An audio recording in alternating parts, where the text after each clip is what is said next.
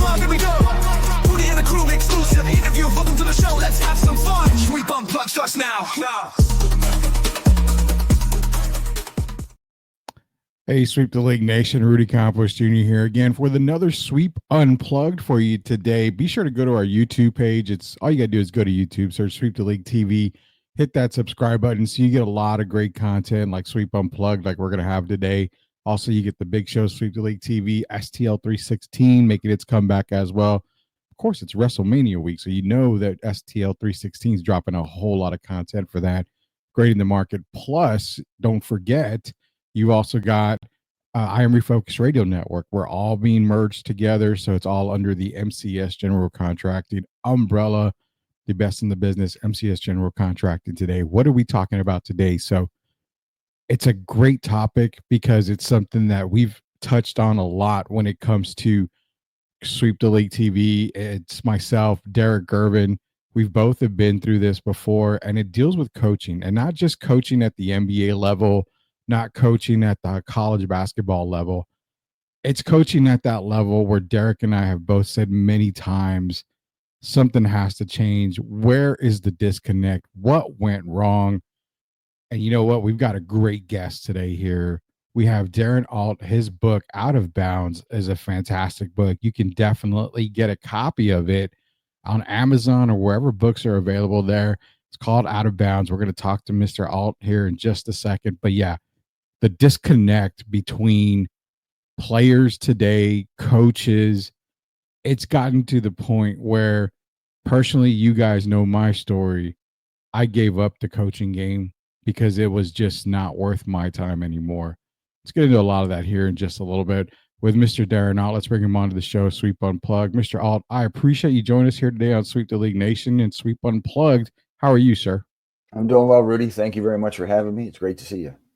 Awesome. I appreciate you being here again. Again, you can follow Sweep the League. Just go to YouTube, search Sweep the League TV, hit that subscribe button where you get more Sweep Unplugged. Sir, your book, Out of Bounds. Now, you were a coach for many, many years, and book Out of Bounds basically it's a story that you went through, and, you know, they got to get out there. They got to read the book to get the whole idea about it. But the inspiration behind the book here, was it super, super important for you to get that book written and out, you know, to let everybody know what's going on? Because there is a massive disconnect when it comes to our youth today and the coaches like you, myself, Derek, and other guys that have put so many years into building programs. That disconnect has to get out at some point.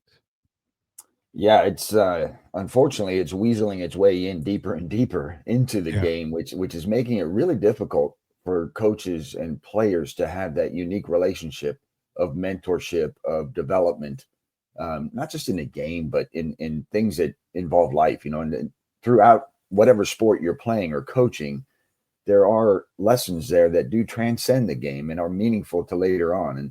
And, you know, I noticed over the last 10 or 12 years of my coaching that those negative engagements with parents were becoming more frequent, more hostile, and just taking people to levels that you would not even expect especially in youth sports, right? Because that was the frustrating part for sure.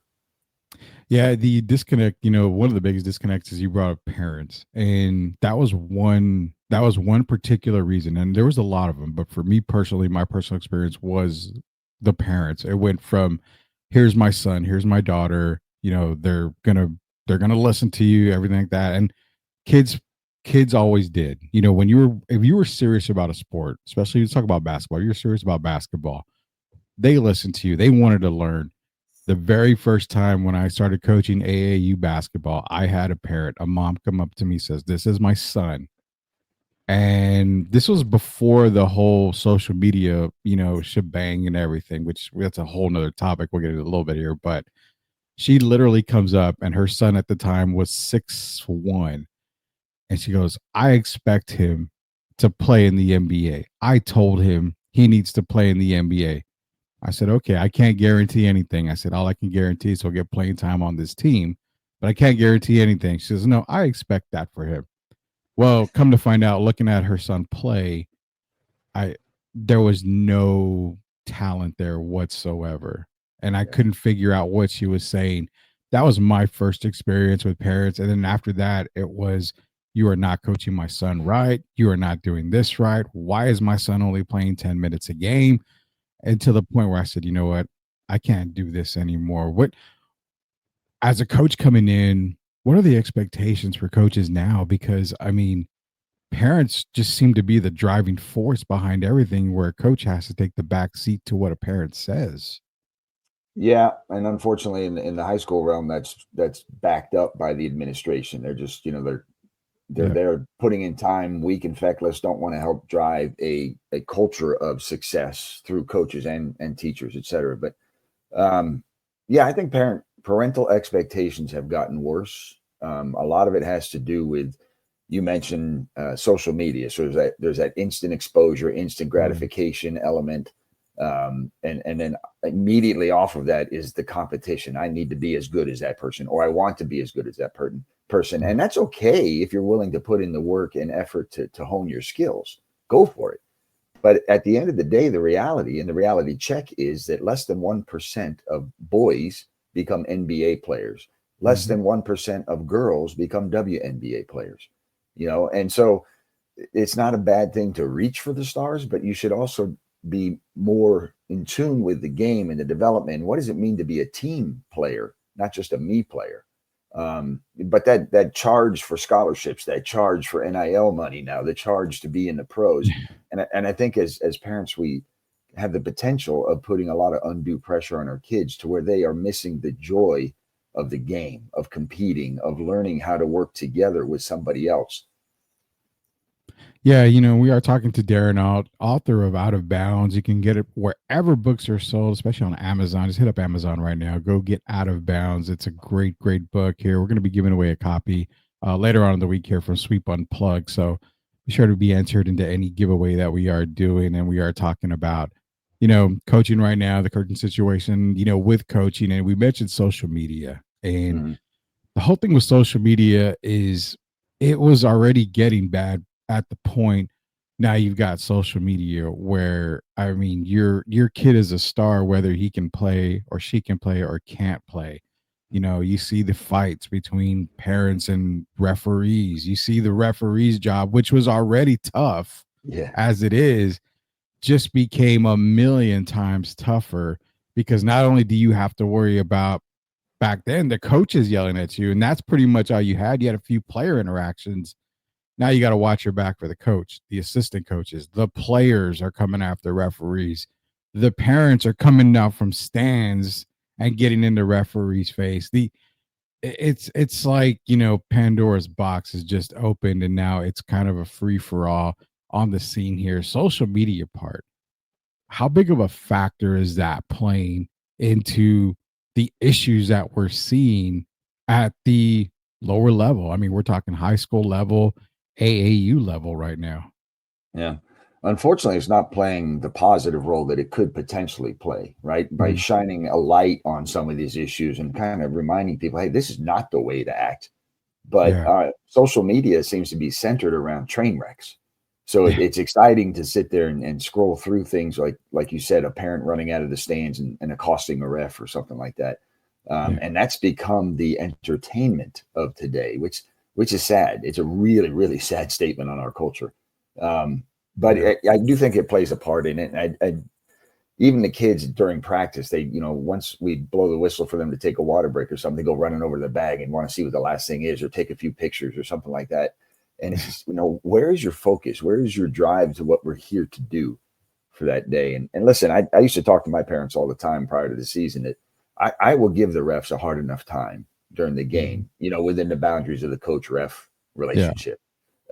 Please do not add to it from the stands, because all this is going to do is make my job harder, right? If you may say something gets me a T, well, that's not really fair, and it's also a distraction to your son or daughter who are now not only trying to focus on the game but are listening to you act up in the stands.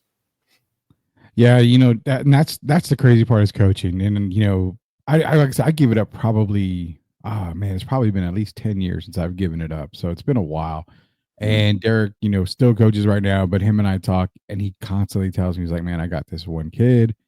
his mom will come after me after every game and, kind of ask me this and get on my case for this. And it's tiring. And like I said, to hear a former NBA player who's coached, a lot after his NBA days Yeah. say that, it's heartbreaking, because which kid wouldn't want a guy that's already made it, that less than 1% guy, to make it to the league? Who Yeah. doesn't want you to coach them? I mean, that's a perfect coach right there to have. But nonetheless, it's getting kind of bad as it is. NIL is a whole nother thing, because now NIL, where it's at college, it's technically at the AAU level, if you think about Yeah. it, because AAU, from when I was growing up, was, it's teams competing, it's, going out of town to compete in tournaments. Now it's a whole big spectacle. I mean, you've got, teams with 5 different jersey, styles, 10 different travel bags, and, they're getting the full class, NBA treatment. So that's just kind of trickling down everywhere. We are talking to Darren Ault, author of Out of Bounds here. You can get it on Amazon, wherever books are available. Great copy. We're going to be giving away a copy here on Sweep Unplugged of Out of Bounds. Speaking of the book, Mr. Ault, Yeah. the inspiration, to write the book, parental influences, coaching, the pressures faced by young athletes. Can you kind of talk to the audience about that, the inspiration for writing Out of Bounds? Yeah, absolutely. And thanks for asking. I did have the pleasure of coaching for 33 years, from young men at college prep to young boys, 7th and 8th grade, to finally to high school girls, where I spent 22 years coaching in New Jersey. And it was a switch I made that I would never go back to. I loved coaching girls. I love coaching all kids, but there was just something special about coaching the young ladies who oftentimes were not confident in their own abilities, and there's a lot of psyche struggle that you had to work through as a coach too. And it just formed some really great relationships. But through all those experiences, I started to notice a trend over time that these conflicts that we're talking about were becoming more frequent and more hostile. And I started to wonder why. What is it that's really driving this parent to act this way, to come to somebody? There was 12 years in my career where I was a volunteer coach. I wasn't getting paid or anything, but I was devoting my own personal time to coach young boys in 7th and 8th grade and having a great time with it. But what would drive a parent to go after somebody like that, unless there was some kind of physical harm or mental anguish caused by a coach on a player? But I did notice this trend happening about 10 years before my last year coaching. I just started to kind of jot down thoughts, like outline almost, like what were some of these experiences where, as I sub-labeled it on my book, where parents crossed the line between the player-coach relationship, and kind of what was the crux behind it and how did it work out. And Rudy, I didn't want it to be all negative. First of all, these are a handful of incidents throughout hundreds of people that I had, and thousands of people that I got to engage throughout my career, 99% of which were positive, right? Yeah. But I wanted to share them in an honest way to maybe shine some light on it, to maybe hold a mirror, to where we hold a mirror to ourselves, whether we're the parent or the player or the coach or the administrator, and just create a situation where we kind of do some self-evaluation. Is this really something I need to get this angry about? And a lot of those incidences worked out really well in the end, but there was that struggle to find the common ground, which you think would be pretty simple. Because when it all comes down to it, the parent and the coach both have the charge of trying to challenge and develop their child, just in different ways. Yeah. So there's a lot of parallels. There's a lot of joint effort, and you'd think there'd be a lot more harmony and cooperation in that effort. Yeah, I totally agree on, all that you said. And it brings me to my next, question here for you, because as a coach, where this is the part that I look at. You see a child struggling, you see a child get frustrated. And you know what? Being a player, as a lot of us are, we were players at one point as well. We get frustrated. A lot of times I was frustrated at myself because I knew my mistakes. I made my mistakes. I got yelled at back in the day, which now, a coach yelling at a child is like not even happening. I used to have the Bobby Knight treatment sometimes, and it was like, hey, but again, my mom and dad understood that's the game of basketball. You have a coach that cares that much and is passionate, you're going to succeed. But at what point is it, okay, as a coach, you've got your player, you've got your parents, who drives the car more these days, because I always feel that I've seen, when I've gone to tournaments, I've gone to my daughter's tournaments and I've gone to my daughter's games, sitting in the stands watching them. I feel it's the parents in the child's ear before the game while they're doing shoot around. I've seen that crazy at halftime, just on the court talking to their kid.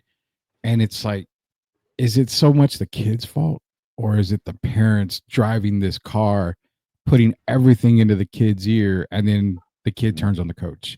How is that determined right there? Is it more parent? Is it more kid? I think it definitely starts with the parent, because they're ultimately responsible for their Mhm. child and the child development. And I think it starts before they even get in the car. I would call it the dining room table, Yeah. where it used to be. I know when I was growing up, if I said something about this teacher or that coach, my mom would sometimes say, "Well, what are you doing? What's your role in this?" And try teach me about accountability. And I don't think that happens today. I think it's more, I'm complaining about coach at my kitchen table. Yeah, he kind of sucks, and they emphasize that it's the coach, not you. It's the coach or the teacher, not the lack of preparation or effort that you as a child are putting in. And so that support for educators and for authority figures outside the home is often melted before they even get in the car. I think it's exacerbated when they get in the car, especially after a game. And I've seen this where parents are just berating their kid because they only got 8 points today, or 10 points, or didn't shoot enough. And it's all about what they didn't do, and it's all about through the lens of them, as opposed to the things that they did do, the contributions they did make. The Mm. positive thing, the diving on the ground for a loose ball, the stopping the opponent's best scorer, or holding them to only 6 or 10 points as opposed to giving them the 20 that they average. The great pass that you made to your teammate so that she could score a bucket. That kind of stuff is just so far overshadowed, and it has a lot to do, with the AAU concept now. That's all about trying to become a superstar. Oh yeah. You mentioned all the money that's poured into it. So the connection to the high school coach gets eroded, even though college coaches are often talking to us, are often asking us about things off the court. How do they act in school? How do they act with their teammates? How do they act in the locker room? Which Yeah. is not, you can't get that in an AAU season. Yeah, it's funny because I brought up a point recently on a show where I think AAU just needs to go away Mm. and kind of reformat the entire thing. Where you mentioned team basketball, coach playing for a team. I've always felt now AAU basketball needs to get away from where it currently is and transformed into actual school basketball. So if, Yeah. for example, I went to Central Catholic High School in San Antonio. If we're traveling in the summer, it's not AAU basketball. It's our entire team as a team with our coach going to this tournament in Vegas, going here, going there. I think the AAU basketball scene just needs to go away. It just needs to go back to being athletics where schools continue to stay together. To me, that grows that team as one. You become a better team, you become your coach, you understand your coach. Everything just stays in sync because, again, like you mentioned, I go play for, San Antonio Elite. Well, I'm getting coached a different way. I'm Mm. getting, brought up a different way. There may be guys on that team that are, way better than me that don't really care about my development. But if I stick with my own school team and continue to travel with them, then you're continuing to develop as one. And that's where I feel the biggest changes need to be made in AAU basketball. We are talking to Mr. Darren Ault, Out of Bounds, available on Amazon, wherever books are available. Again, we will be giving away a copy of Out of Bounds here to one of our lucky listeners here at Sweep Unplugged. The role of the administration, Mm. because you don't really see that too much. Now in AAU, you can definitely say, well, it's the organizers, it's the the tournament directors. But Mm. when it comes to actual school basketball, has the role of administration been kind of just diminished? Because it seems like when we get these incidents and these altercations, the administration is nowhere to be found. And I've even seen that recently last year when my daughter played a game at her school and there was an incident, a really bad incident. the administration kind of got involved in a negative way during the game. So I don't know where that disconnect is. The administration part for you, Mr. Alt, does is it something that again it's an outside thing where we're not getting help from administration and it's just left on the coaches? Because it seems like everything's left on the coaches these days. Yeah, I don't think the administration role has diminished or lessened in importance. I think the Mhm. people that are in those roles are not accepting the responsibility of Yeah. leadership, the accountability to their job and to the constituents they serve. And those constituents are not just the students, but the faculty, both full-time faculty and what they call it here in New Jersey, Schedule B people like myself who are, Mhm. not employed by the school other than for a coaching purpose. Yeah.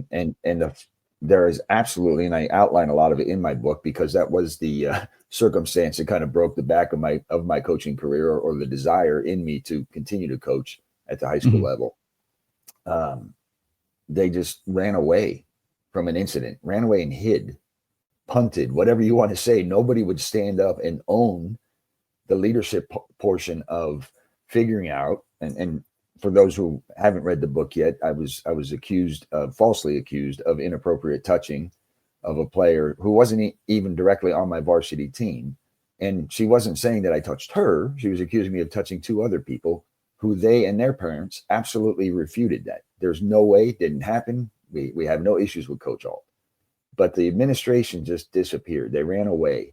And that left me in a really bad spot for 40 days without any kind of due process, without any kind of protection of my rights, without any kind of conversation, presentation of evidence, nothing. I was floundering for 40 days. And the biggest part of it was the, I don't really fault the athletic director because he'd only been in that role for about 2 weeks. So he, obviously wasn't going to be very useful, but the principal didn't do his part, did not step up and support holistically everybody involved and try to lead through it. And the administration was just in an absolute state of chaos. Weren't following their own policies. It was just a mess. And there I was, and my coaching staff, who were equally impacted by this, left floundering on the sidelines in what was a season of promise for us, something we'd been building for 4 years at Homedale High School in New Jersey. Yeah, that, and it's weird you mentioned policies. Policies are in place for situations, that arise, for other situations that come up. And if you're not following those policies, what is the reason for having them there? I mean, that's a crazy situation. Talking to Darren out of bounds, again, available on Amazon or wherever books are available. Writing the book itself, I have to ask that because again, I haven't read it just yet, but I am in the midst of reading it. I do have my copy here.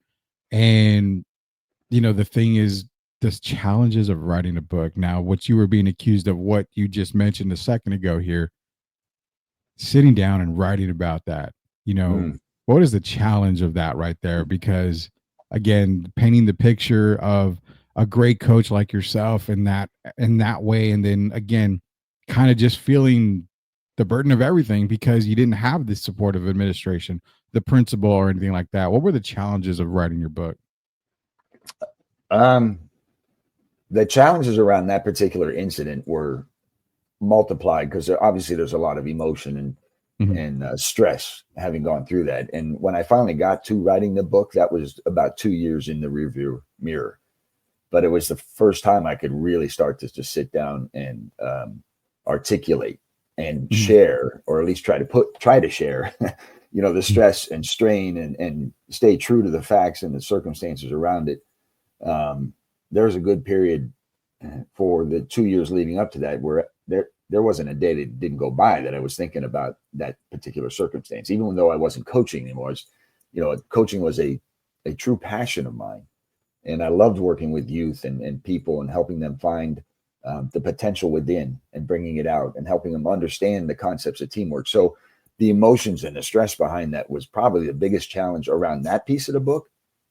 The rest of it was really kind of even though it was about a very touchy subject and a very honest look at this parental interference, it was fun. It was fun to kind of go back and remember the circumstances 24, 25 years ago around a 7th and 8th grade team that went undefeated for the first time ever and won a league championship, and the boys and their expectations and how they came together. And within all that fun, there was this one circumstance. So I would share it and kind of tie it together. And by all means, I'm not trying to I did not try to hammer anybody through this or just make this a negative book. I wanted people to see the lessons that were learned through each one of these circumstances. And in some ways, right, I empower my reader to learn what you want out of these. And hopefully it's positive. Hopefully it's all positive. We are talking to Darren Ault here, Out of Bounds, a great book that's going to be available on Amazon and wherever books are available. We are going to be giving away a free copy of Out of Bounds.